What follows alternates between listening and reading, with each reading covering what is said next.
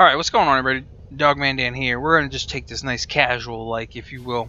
If you've seen the video footage of the Tower 3s and whatnot that I've been running with this, I'm having a lot of fun with the Prisma dual cleavers, and you can see I've got some pretty decent stats on it, but I'm going to kind of break it out and lay it down for you right away here, so you can understand why I've set it up the way I did. Now, originally, I was going to build it like the regular dual cleavers that I've got set up that I did, and I did a setup on that in 15.11.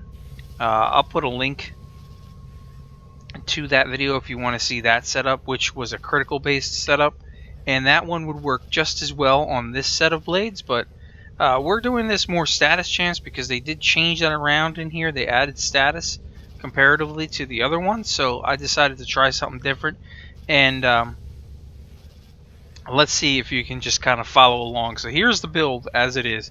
Of course, you can change your elements as you always want to whichever you really like yourself, but this is pretty specifically set up for a reason. And before we get too far into it, Buzzkill here, if you don't have it, you can easily replace it with any other mod that you've got. If you want to put an extra element in there, you want to bring your element damage up higher, you can do so. You want to put reach in, you want to do any of that stuff, you can do that. Build it however you want. Just as a suggestion of how I've been putting it together. We got some pretty solid numbers, as you can see. 25, 26 on the spin attack, which is easy to pull off. The spin attack, so you can rip through things pretty easily, especially as a slide spin. But crossing snakes is your stance that you're going to use. Okay, in terms of main base damage, I've got pressure point, justice blades, and buzzkill here as my base damage.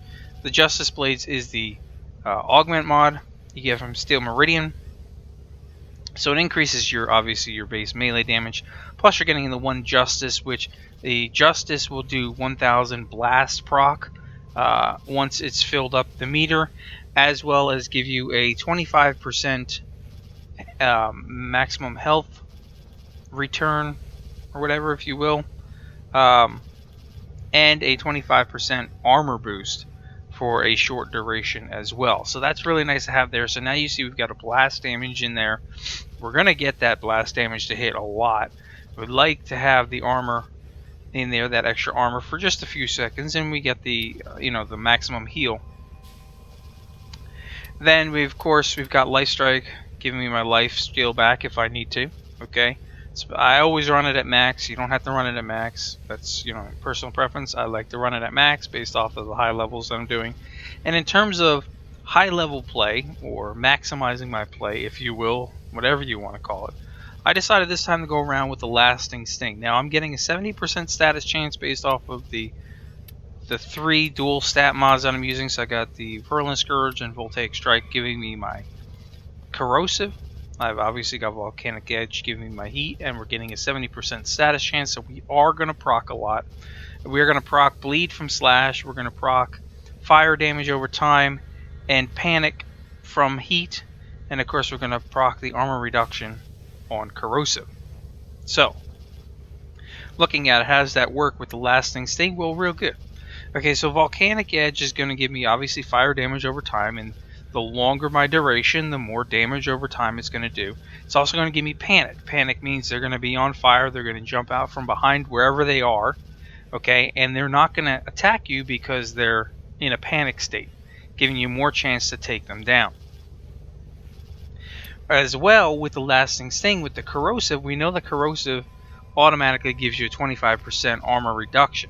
Now, the longer that stays, and the more I hit it, the more armor reduction I'm going to keep doing over the time, because I can multi-proc corrosive. Okay, unlike some of the others, like Viral doesn't multi-proc. You hit it once, you take out their armor or their health, a portion of their health, and that's it. You can't just keep doing it. But if we keep the duration up on our corrosive, and we keep hitting, we keep knocking a percentage of the armor off every time we do so. Okay, so that's why I went with it just as it is. And that's it. It's that simple. If you want to run the critical chance, you can run it as a critical. Like I said, I'll have a link. You can just check at the upper right-hand corner of the video. You'll see a little I button.